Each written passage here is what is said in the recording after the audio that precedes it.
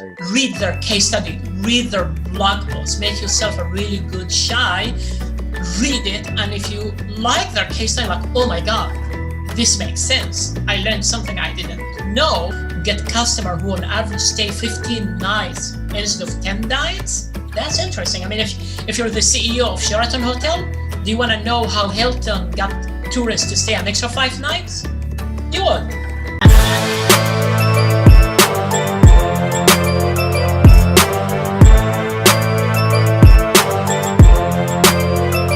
Hey guys, this is AskAviArya, father of 2 girls, 6 dogs, husband to a superwoman, a streetcar racer turned hotelier, now social media marketer and founder of Internet Moguls. Welcome to my channel.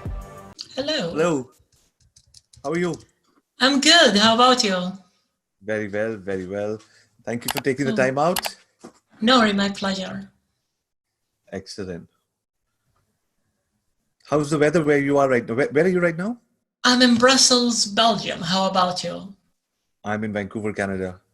Okay, I was like, oh my God, he's taking a call at midnight, India We do time. that all the time. Okay. Okay, Vancouver, it's still morning time, so that's not too bad. Yes. Oh, yes. Okay, cool.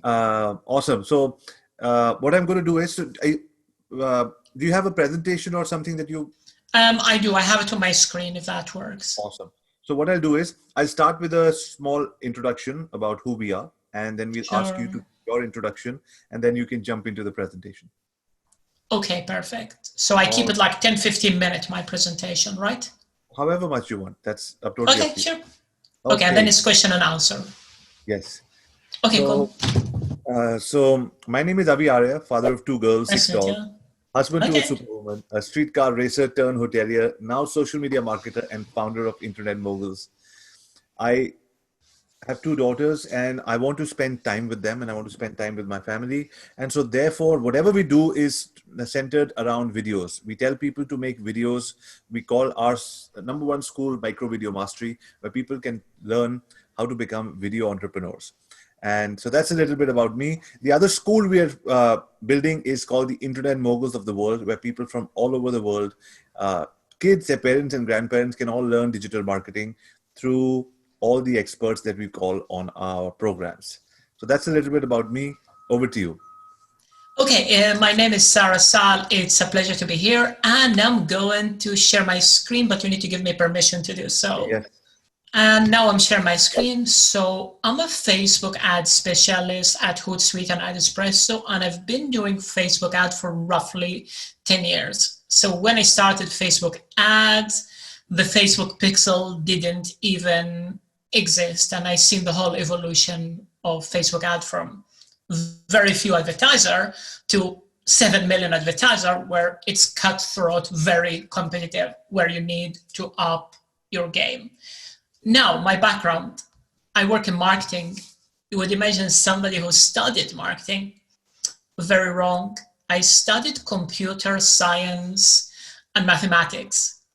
And you might be, oh my God, those are 2 different worlds that they don't meet.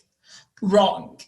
If you take what we call in computer science and artificial intelligence machine learning, it started when they put mice in a labyrinth. And if the mice would find the way out, they would give the mice a treat. If the mice take the wrong turn, they would hit the mice on the head. And doing this enough time, the mice started learning how to find the way out of the labyrinth. And it's the same thing with marketing. You're dipping your toe into the water. You don't know in advance what's working, what's not working. You're testing. You're interpreting the number and data from those tests, and based on that, you scale your budget and you spend more. But you never say, hey, I have a marketing campaign, let me spend 50,000 on this. No, you make very small control tests to find what's working. So one of the things I did at university is writing hundreds of pages of theorism like here, and it made me think in a certain way. In mathematics, you cannot do an experiment and say this algorithm, this formula work. No, you need to prove that it does. And the problem with marketing, people say, hey, I read a case study that 2 + 2 was equal 4 for someone. So if I add 5 + 3, it should also equal 4. It's the generalization where people say video always does well, lookalike audience does better, and so on. And people ask me those questions in the absolute, what work better? And I say, caramel sauce or mustard sauce? Try adding caramel sauce on your hot dog. Try adding mustard in your cornflake. It doesn't work. It's all about having a certain context. It's the same as if I said, you know what? I've seen a case study that coconut is always more delicious than potato. Wrong. In this picture, coconut ice cream is better than potato or mashed potato ice cream, but there are a lot of very delicious potato dish. And one of the example I got known is Facebook ad copy. People will say Facebook ad copy, if it's long, it doesn't work. And they assume it's just a question of length. I tried the short copy, long copy. I concluded short copy always work better. And I'm like, maybe. The problem is with a long copy is not engaging. It's not high quality. It's teach you nothing. It's just bleeding the problem. So last year I picked a fight and I wrote a blog post on Copy Hacker, which is the most famous blog when it comes to copywriting, and saying, you know what, long ad copy does work.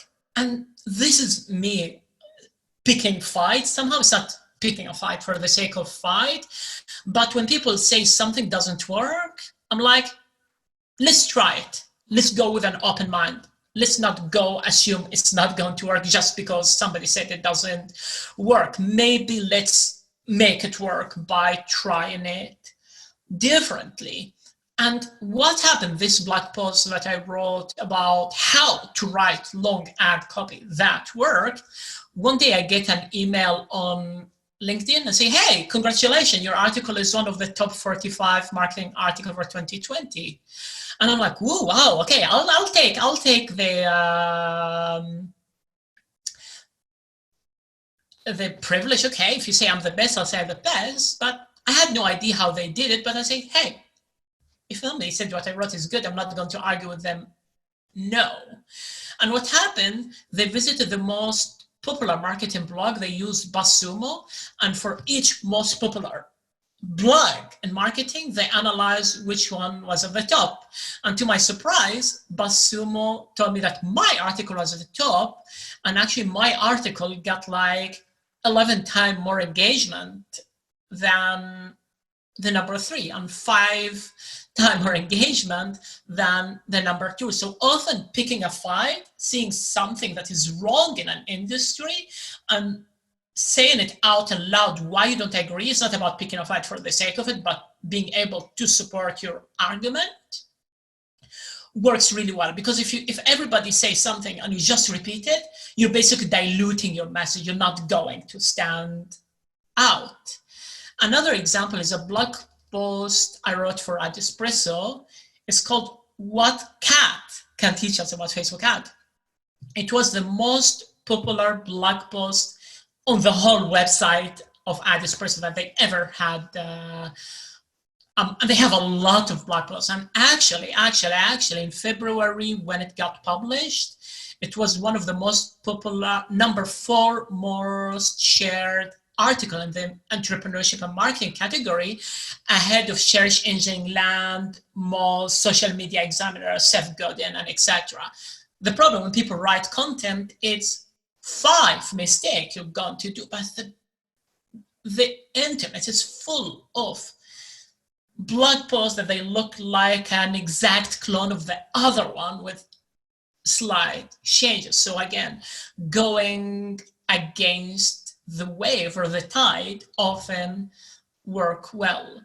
I got to publish on really well-known blog posts like Copy Hacker, Adespresso, Business to Community, John Loomer. I even got invited to make a presentation on the paid course of Facebook 80-20 of Perry Marshall. How did it start? I just take courses and I loved sharing what I learned. I never thought about it like, you know what? I'm just going to write a few things. I'm going to help people. I'm going to answer the question. Oh my God, I've been doing it for 2 weeks and I'm not getting any result. Let me drop it. No, I really enjoyed it. I never thought that companies like Adespresso or Hootsuite would notice me and say, hey, can you work with us? Or that the like of Perry Marshall said, hey, can you make a webinar for Facebook 80-20 course that people pay like $2,000, even more, to be part of?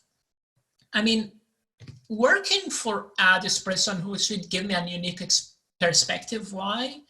Hootsuite is the biggest tool for managing organic social media. Adespresso is the biggest tool outside of Facebook Ad Manager for managing ad, and some of the service I give is what we call coaching and campaign review, which means I looked at hundreds of ad accounts, nearly 1,000. That's a unique perspective, because if you work for a few clients, in no way you would see the inside of 1,000 ad account. If you work for an agency, maybe you'll see 50, 60 ad account, but not the high volume you see at Adespresso. And I wrote some case study for them where I had kind of like strategizer. And again, people thought long copy doesn't work, but I managed to help them. When I started doing work for them, they were making 40 cents for each $1 they paid on ad. Not good. I moved that to $18 for each $1 they spent ad. Just by doing what people say doesn't work. It's not about picking a fight for the sake of it, but having an open mind to test and learn, and letting the number tell me, and letting people vote with their mouths instead of going with a word, oh, I read 5 case studies that this is work, so I'm just going to be a parrot and copying exactly what everybody else does. If you want to check all the case study articles I wrote, you could go to my website. On my website, there is a link to all the article I wrote on other people's website or podcast interview, or you could just check my Facebook. Yeah, and that's who I am. Alrighty, that was fantastic. Congratulations on all your success.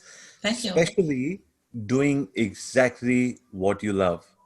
Because getting success doing what you love is the right success, and you continue it on. You don't feel the need to hustle. You don't feel the need to go against the tide, because it feels so natural to you. So thank you for sharing a very important message with all of us. Do what you love doing, and don't do it for the sake of doing it. You said you did all these posts not because you wanted to challenge somebody. You were like, you wanted to do something different. And you said you didn't want to give up, because you just said, I'm going to get into this and enjoy the process, and let's see what happens. So consistency made you win, number one. Number two message that I got from your presentation was, you said, it's not about the long form post. It's not about the short form post. It's not about what's working, lookalike audience, this, that. It's what's different. Try to stand out by doing something different. And when the different stops working, then do something different from the different. Yeah. And that's how you win. Awesome. So that was fantastic. Exactly. A lot of people need to learn this, because a lot of people are listening to gurus and saying, oh, I heard the top people in the industry saying Facebook ads, this format doesn't work or that doesn't work. And it's because I think a lot of people are lazy. They don't want to put in the hard work. And because to be different, you need to think. And they say human beings are laziest at not going to the gym, at not waking up at 5 to take the dog for a walk, but they're laziest to think, and to think deep, to be able to plan. So I learned a lot from this first segment. Thank you very much, Sarah. You're welcome. Sarah, tell us, for all the entrepreneurs who are watching this program, tell us, depending, so for example, I love street cars and I want to become a racer. This is my race car jacket. I want to start selling these jackets online. My idea is, okay, who else loves street cars?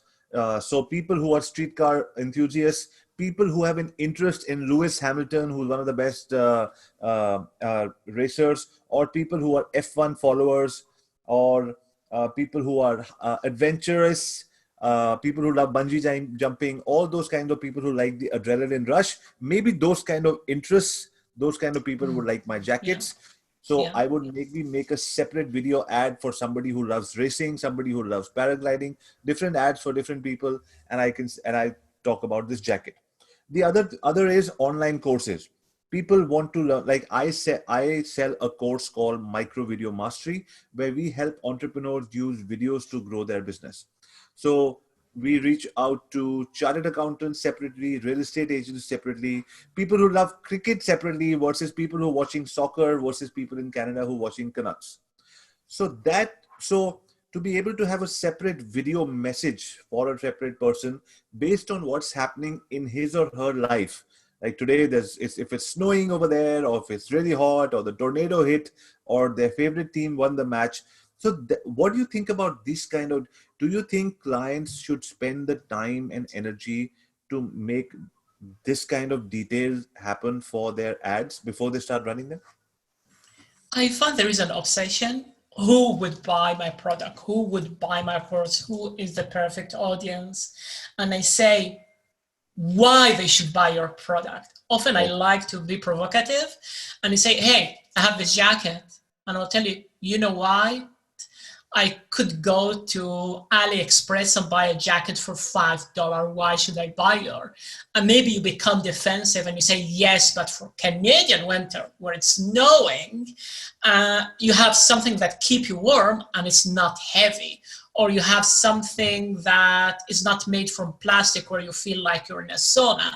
And after you become defensive for 5 minutes, I'm like, this is your ad because you told me why you are different. Because don't forget, if you could reach car racing enthusiasts on Facebook, so every single one of your competitor, and I say Facebook ad is about disqualifying the competition. It's like, why is your product better? The other reason, there are multiple reasons why somebody might buy your product.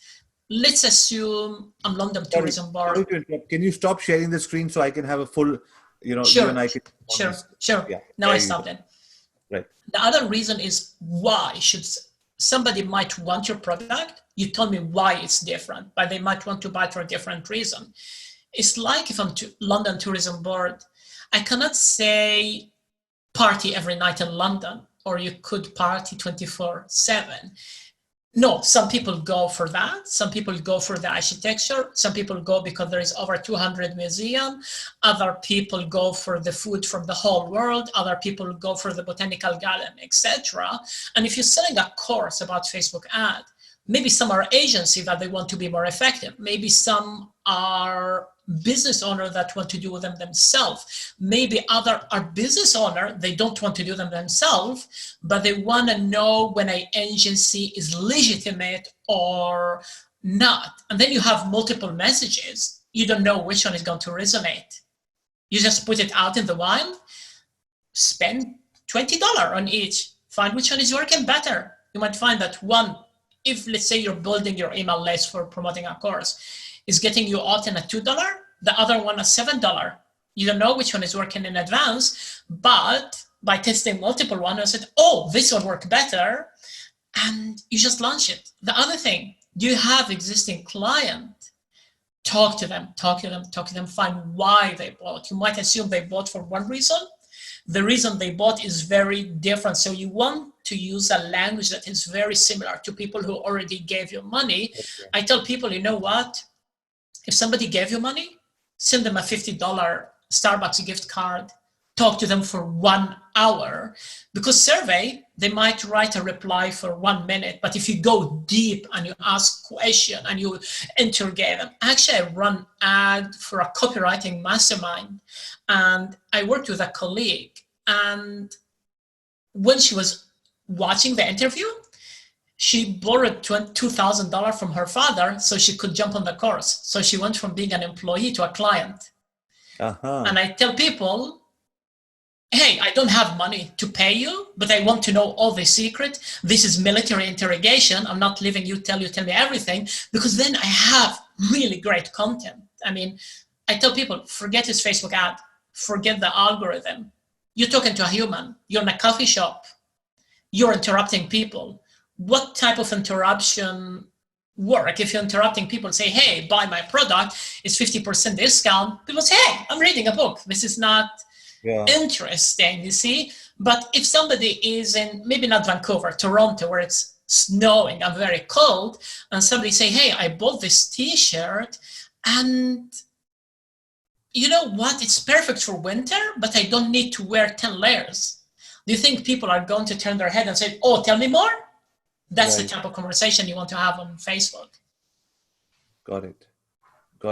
So, and when it comes to selling digital products, what would be some of your advice on people on how they, because a lot of people today, especially after the lockdown and the pandemic, are saying, let me put my information into bite-sized lessons, my knowledge into bite-sized lessons, and create an online course. And they do a very good job, meticulously, nice course. They've done the research that Sarah has told them to do, and they come up with a course. Now they're like, oh, I don't know how to run Facebook ads.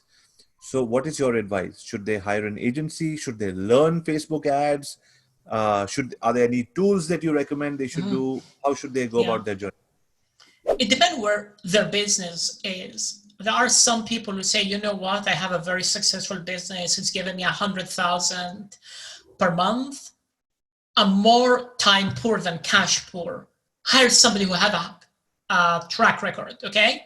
Don't just go into Google, type agency, and the first person said, hey, by the way, I happen to be an agency, say, here's the money. Because I heard a lot of stories of people saying, hey, my God, I gave somebody $10,000 and they didn't know what they did. Right. Read their case study, read their blog post, make yourself a really good shy, read it. And if you like their case study, like, oh my God, this makes sense. I learned something I didn't know, then you know they are good. And then there are people who are cash poor. I mean, somebody might say, you know what, I got fired from my job. I only have $2,000 left in my bank account. Don't hire an agency. Try to do it themselves, because when you grow and you're successful and you're time poor, you could outsource it. But when you're starting out, you know what, an agency is not going to try to figure it out if it's not already selling and working on it. And I mean, you could find the best expert. If people are not already giving you money, you could have the best expert. Doesn't mean you cannot sell something the market doesn't want. So you want to have the product market fit, you see? It's not about the Facebook ad. Something that sell well via email marketing, that sell well via organic, that sell well via any other medium.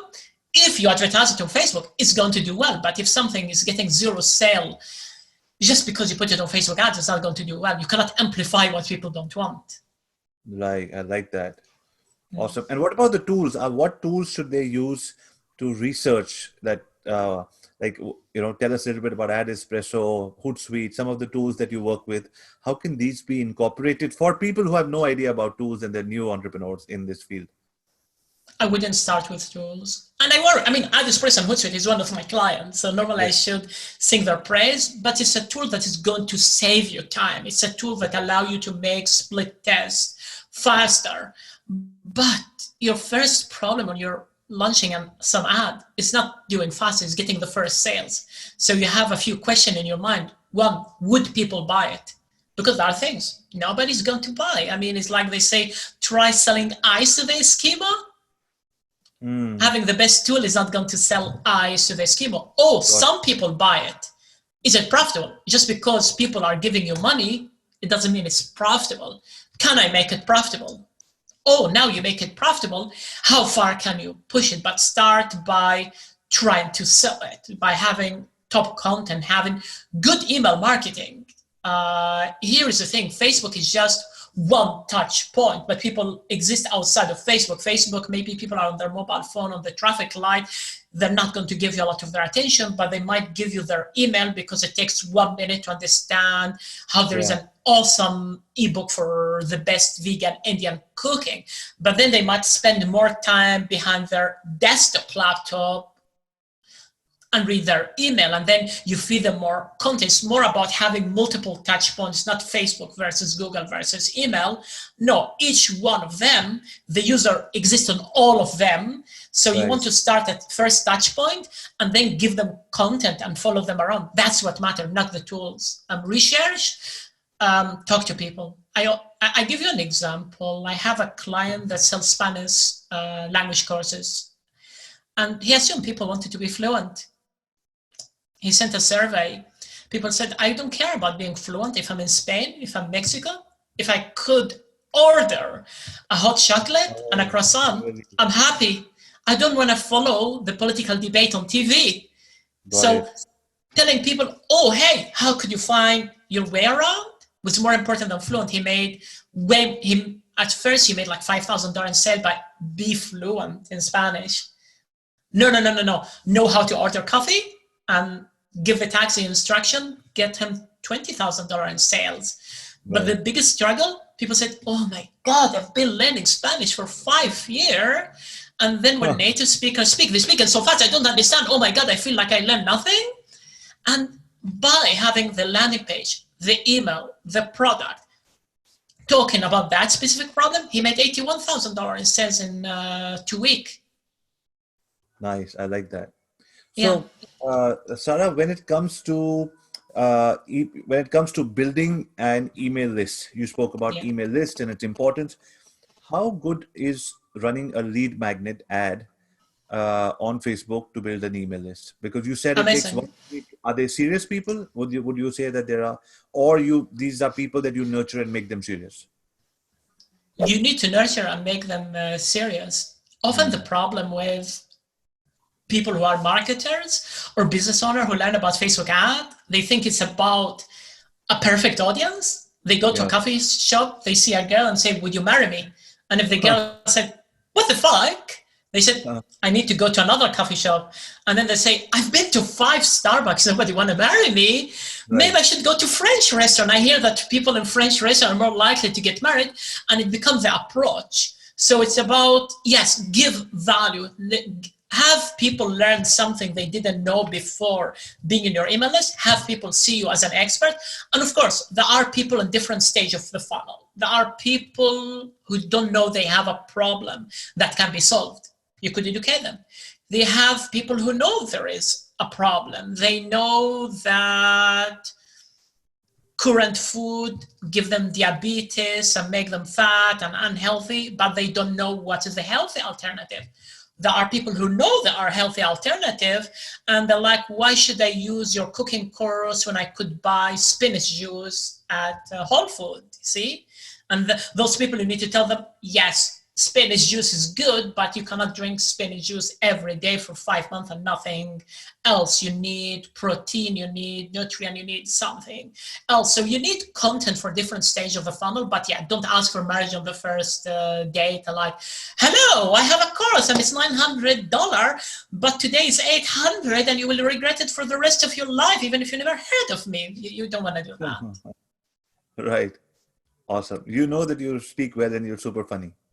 Thank you. It makes all the learning so much more interesting when you give stories and explain it like that. I'm having fun. Thank you very much. Cool. So Sarah, when it comes to so yes, nurture your email list, but it's a good idea to run lead magnet ads to get emails from Facebook, and then run a like audience and then build your email list. Great. Absolutely. Now, what about what is your take on webinars? They're amazing. But the way people deliver them is horrible. Okay. It's like, especially people, okay, maybe I'm in the marketing community. I know people who have seen multiple webinars, and I go to a webinar and the first thing they tell me, Facebook have 2 billion users. I heard this 500 times. It doesn't add value. It's nearly like people are pitching and delivering no value.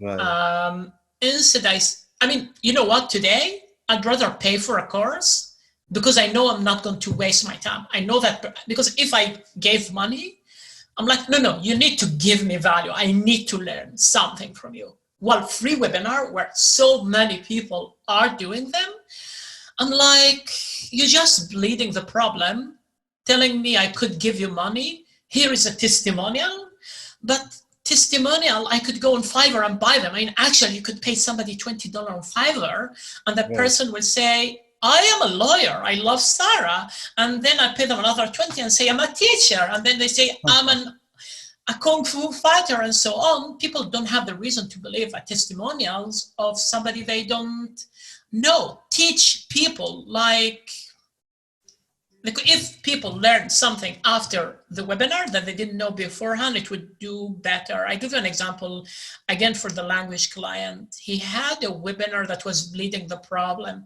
saying, hey, what would it mean if you speak fluent Spanish? Here is somebody who speaks. Imagine going to the market and ordering. But sometimes the problem is not everyone wants to speak 5 languages. Everyone wants to be very healthy. Everyone wants to look like they're 20-year-old, but you have reason to believe you're the one who can provide it to me. The desire is not the problem. And the webinar that was bleeding the problem, somebody left a comment saying, I was going to buy your product. You wasted 1 hour for my time. I'm not buying. Wow. And I showed him a format of copy hacker called Tutorial Tuesday. They're in the marketing niche, very competitive, but she never, Joanna Wiebe, never run a webinar that is like how to make money online. No, she would have a webinar about how to write a headline for your blog post. How do you select a blog topic that people want to read? If you're a software as a service, how do you write an onboarding sequence so people show up to your webinar? How do you send a call out? It's very, very, very detailed and short. You learn something from them. And I showed the example of the client, and he was, but the guru say that's just try it. Here is what people are saying at the comment. It made day and night difference when he focused on a specific problem people had in that niche, where it's basically instead of pitch, give 5 minutes of value. No, value, 90% value, maybe 5% pitching. And that worked much better because the 90% value make the 5% of pitching more believable. More believable, more realistic, more, then they have, so a webinar is good because you have 60 to 90 minutes with 500 people together and they're all thinking, wow, I learned something new, and some people buy. The other system that I do for my webinars is that on the day of the webinar, I do no selling. I create value and I say, if somebody liked it and wants to know more about the product, tomorrow, same time. So then people who come for the webinar the next day, those are the people who are coming trained to ask questions, and maybe they know I'm going to pitch, so they're ready for. That's smart. Yeah, that's smart. Another thing, consider that a webinar is 60 minutes. If you have an email list, let's say 50,000 people, they've been on your email list for a while. If you say, hey, do you want to spend 60 minutes with me?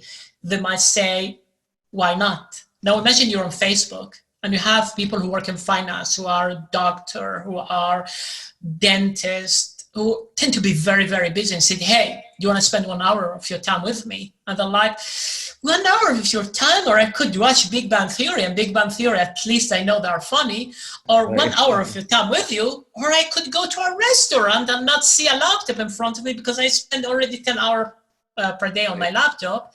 Now what you could do is short video, like you said, okay, you're the Video Academy. Sometimes people might watch 10 5-minute video instead of 1 hour webinar because it's more manageable. So it's also about, based on your niche, sometimes try both. Maybe you find that people might watch 1 video, 2 video that are short, and before they know it, oh my God, I already watched 3 hours of the lesson that person gave. Got it. So keep trying. There are multiple formats based on your audience, but everything ties back to what you said in the beginning. Research, give that $50 card, give value, talk to those people in person, and they will tell you that they never wanted to speak fluent. They just wanted to hail a cab in any country, that Spanish country. So once you know your customer and what they want, that's when you can also choose what kind of webinar to do, what format, and the entire process of creating a product and delivering a product becomes so much more simpler. And this is something which seems so simple. Why is it that people don't do it, Sarah? Because people don't want to put in the hard work, but they're already putting in the hard work by failing so many times and trying to reiterate something which was not a product market fit anyways. I think people are lazy, and I have a theory while people focus on the perfect audience, because you have your own course, webinar, landing page, email sequence, content, good content, take time. You cannot create good content in 5 minutes. But if you have an existing content and you tried it with one audience and it failed, trying a second audience, you duplicate an ad and you target somebody new. It takes you 5 minutes. You see? It's an easy fix. Now, if you have a content and maybe it's wrong, you need to recreate a lot of things. You need to recreate your blog post, your email list, your ad, your webinar, and so on. And that takes more value, but more time. But when it works really well. But it also means, because people tend to be lazy, a lot of your competitors are not doing that, which means you're not 2 times better than your competitor. You're 10 times better than your competitor, because all your competitor is like, where is my dream client hiding? Right. It's like, for some time, people said, oh, target people with money, to the point where I'm sick. We all been tourists somewhere where the taxi think we're an ATM card walking, and it really annoys us. And if you're a hostel with 20 people sleeping in bunk bed, you cannot say, I want to target rich. McDonald's sell to the poor, and they make way more money than Gordon Ramsay, you see? Right. But I tell people, yes, targeting is important, but it's over-exaggerated in the sense 90% of people who see an ad for Rolex, for Ritz-Carlton, can never afford one or the other. But if you tell, hey, if you're a businessman from China, you're out in Vancouver, you're jet lagged, it's 2 in the morning and you're vegan, no problem. Our chef at 2 in the morning will cook you something that is gluten-free and vegan at 2 in the morning if that's what makes you happy. Nice. And that's why somebody with money say, yeah, the Ritz-Carlton is worth $300. You see, it's the same thing with Rolex. You know what? It's like a submarine. Sure, some people think the ad cannot afford it, but for those who could afford it, it means it has a certain status. The ad creates the status or prestige among the rest of the population. So yes, you want to target the right. Here's the thing. I don't want to run ad in India saying we have the most delicious beef steak, because people don't eat beef in India, you see? Sure, you don't want to do that, but it's one part of the equation, you see? Now, if I'm selling tofu in India, it's not enough. Why is it's like if people say, you know what, I don't want tofu, I want paneer. You need to tell them why. Maybe some people have some health problem or digestion problem. So you're not telling everyone, hey, paneer you're eating for the last 5,000 years is bad. You say, no. If you're somebody with digestion problem, then this is why tofu is better than paneer, you see? It's like, both go hand in hand. You cannot talk about targeting without the content that go to that targeting. So all this comes naturally to you because you've been doing it for 400 years? It's like, it comes so fast to you. So many examples of paneer and how the Indian culture works and, versus what's happening in Canada with the Chinese tourist who's coming at 2 a.m. How do you get all of these ideas? After 10 years, it comes naturally. And I'm ADHD. So sometimes it helps to connect different things when you're hyperactive. So now I'm going to ask you a very important question. Sure. Do you like butter chicken? No, I'm vegan. Oh, really? You like butter paneer? No, because it's vegetarian. Okay. So not even butter tofu. I need to target you with an ad. What should I write? Maybe mango sticky rice, which is Thai. That would be really good. Mango sticky rice is really good. Help me create an ad to reach out to Sarah for you to come to my restaurant if I had a restaurant. You're in Brussels and maybe you're traveling to India in some time. Or maybe I have a few restaurants in Europe, but not in Brussels. And you do travel to different parts of Europe. You have an electric bike and do you have an electric bike? No. Okay. Brussels is dangerous for bikes. I love biking, but it's dangerous for bikes. Okay. So it's not dangerous for diamonds though? No, that's in Antwerp. That's in Antwerp. Okay. Yeah. So see, I got you all wrong. So how do I get in touch with you to an ad? Help me write an ad for Sarah. I would say if you said paneer curry, but that is vegan, because you could make vegan cheese that is made from cashew, I would say, okay, I want to try that. Because if it comes to butter chicken, there's butter chicken. There is maybe 50 restaurants that offer it. Right. If you tell me, oh, no, we have a paneer curry that is made from vegan cheese, then it's worth it for me to travel maybe the extra 30 minutes because you're the only one who is offering it. So that would be. Got it. Offer something nobody else is offering. And I'll make it a home Wow. delivery just because you helped us with this interview. Sure, if you could find it, sure. Awesome.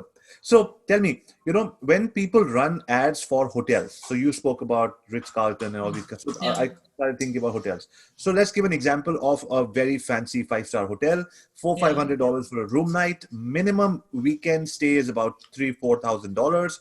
Yeah. Is it a good idea to show a different ad to the father, showing that there's a business center, even though he's working, he can still stay connected? Maybe to the mother, I'm assuming one of them is working, so the father or the mother show a business center. The other person sees an ad of the children playing in the pool, and the kids see, or the mother sees the daycare, and the kids see video games, and all three people see different ads to be able to have all the influencers come together. And what do you think about that strategy?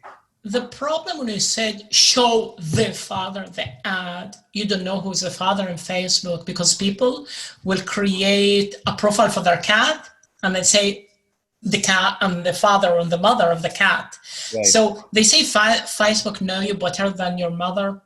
Oh God, that's so wrong. A mother will know. Facebook doesn't know when you're guilty and where you did something you shouldn't do, but you have multiple messages. The number one, let's say you're in a country where the Wi-Fi is horrible, and I've been to a lot. You could have an ad. I mean, it's an experiment, okay?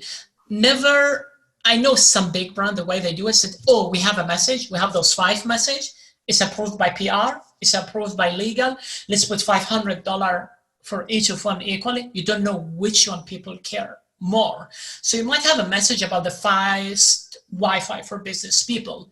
You might have a message for the location. You might have a third one about the food. You might have a 5th one to say, no one in Bali is better at yoga because we're the only one who have a yoga instructor with 30 years of experience who speak 5 languages.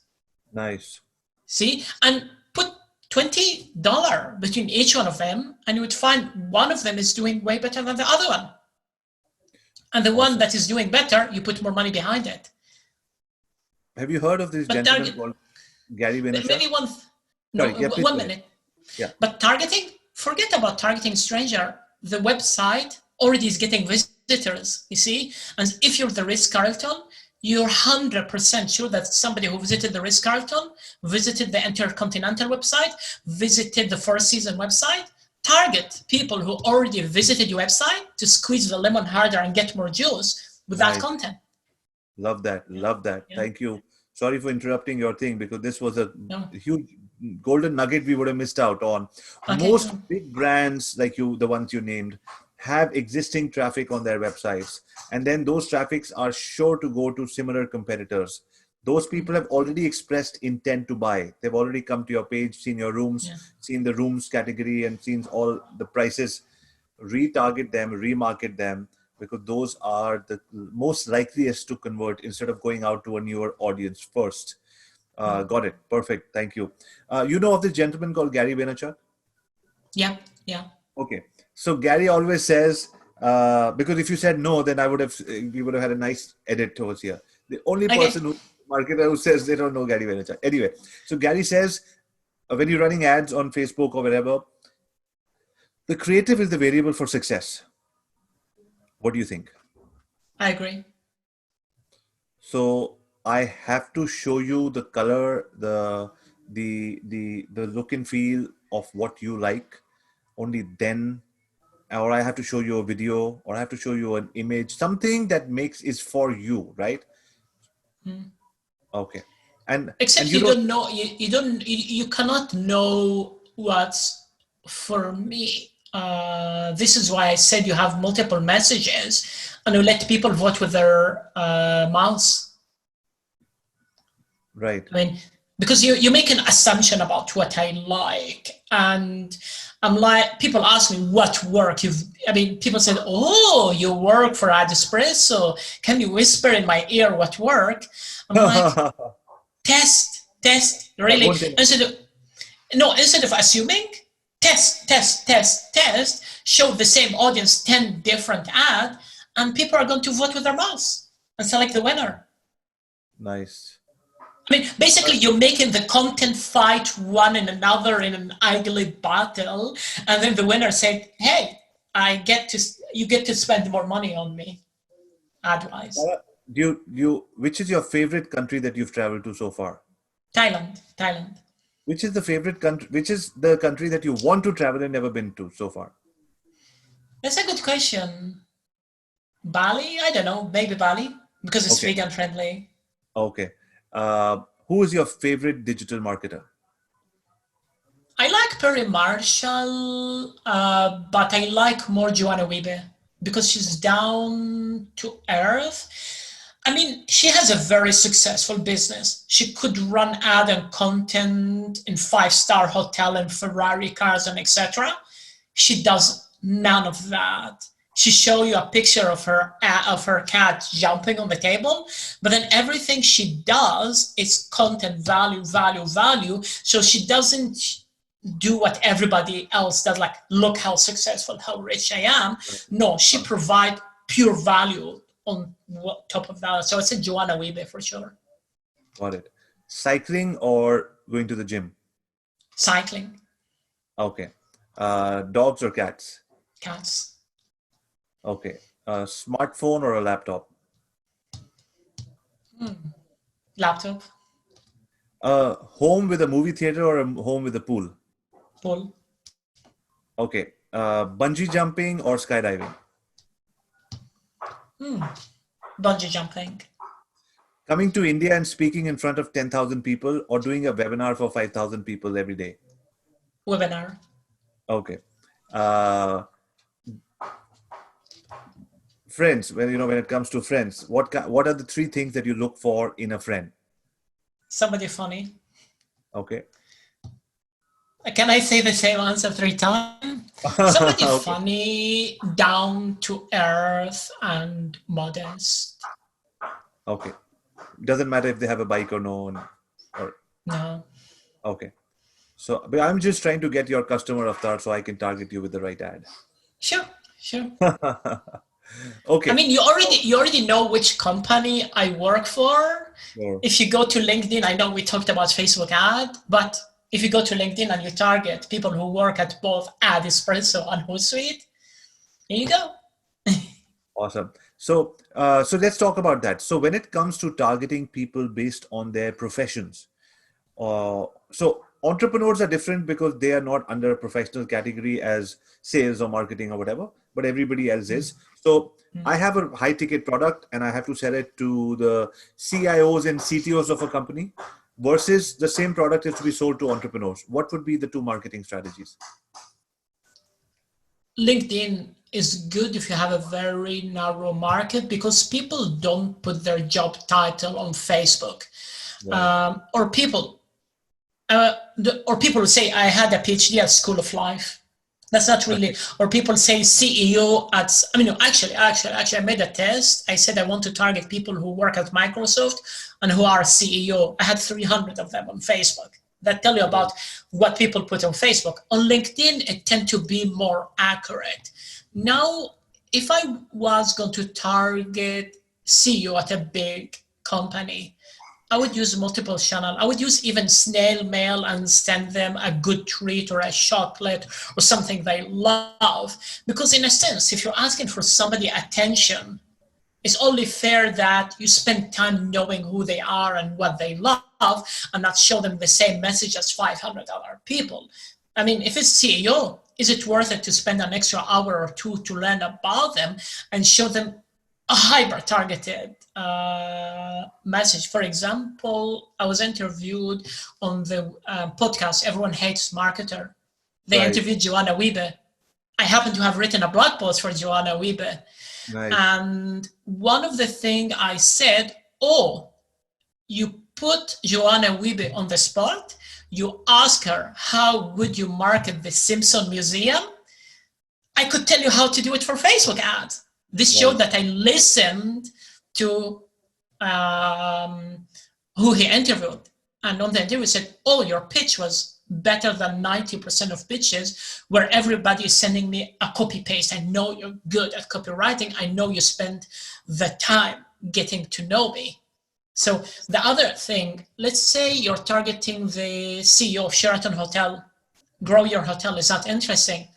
Learn how I helped Hilton Hotel get customer who on average stay 15 nights instead of 10 nights. That's interesting. I mean, if you're the CEO of Sheraton Hotel, do you want to know how Hilton got tourists to stay an extra 5 nights? You would. So that personalization. You know, you're really good. You know that? I don't. Thank you. It's so much fun. I mean, I love doing these interviews. I love building 2 of my schools. I built an agency from 4 to 200 people. And I say that with all humility, because my dad always says that I like to go to the temple because I feel it's a place of calm, and I can, I can talk more. It's a routine. I mean, like people go to the gym, they can work out at home. So I go to the temple, I can pray at home as well. So that's why I like to go to the temple. But my dad always taught me, Sarah, he always said, if you take care of your business, which has got your customers, your vendors, and your teams, you're taking care of 400 or 500 people and their families. Do that job well. You're anyways doing God's work. Work is worship. So he has always taught me, to be able to do that. So I always enjoy doing things. I love, I'm happy most of the times. And so I like to meet more people. But recently I was interviewing somebody who's part of this series.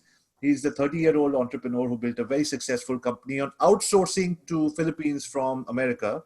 And he built a $12 million company with all bootstrap, no funding, nothing. And one of the things he said was that he said, I feed 3 people every day: my mind, my body, and my intellect. So he says, I read a book, I go to the gym, and I meditate. So I was like, I don't read a book. What should I do? But I was like, hang on, I do an interview every day.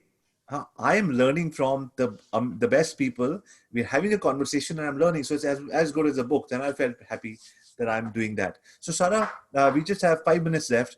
What do you do to refuel different aspects of your life? Curiosity. I think curiosity is really important because you remember I started by saying I studied computer science. Then I want to study mathematics instead of computer science. And I did that. Then I'm like, I want to do a PhD. Then I dropped out of that. But suddenly it made me connect different things that you would not think they are connected.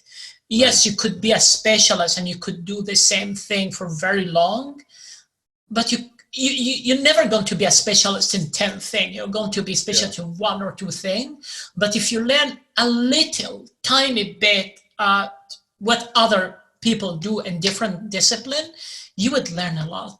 Curiosity. Got it. You'll be surprised how many things are connected in the world that you would not think they are. Right. I loved what's going on in my mind right now. I am like, because 10 years I've spent my agency, 80% of our clients has been hospitality clients. We worked with 4 Seasons, we worked with Marriott, we worked with everyone. Now I'm going to try what you said. I'm going to write. Let me know how it goes. 100%. I am going to write to the CEO of Sheraton Hotels because I also have a case study and history of doing this for many years. And I'm going to find a case study, 3 days, 5 days, what we've done for people. And I'm going to send in a video email because I love sending video emails. I always say, take 60 seconds to see what I have to talk to you about. I'm going to do that thanks to that amazing, brilliant idea that you gave me. Can I give you another idea? Please do. Because I was reading book of people who work at hotel or the juicy story people have.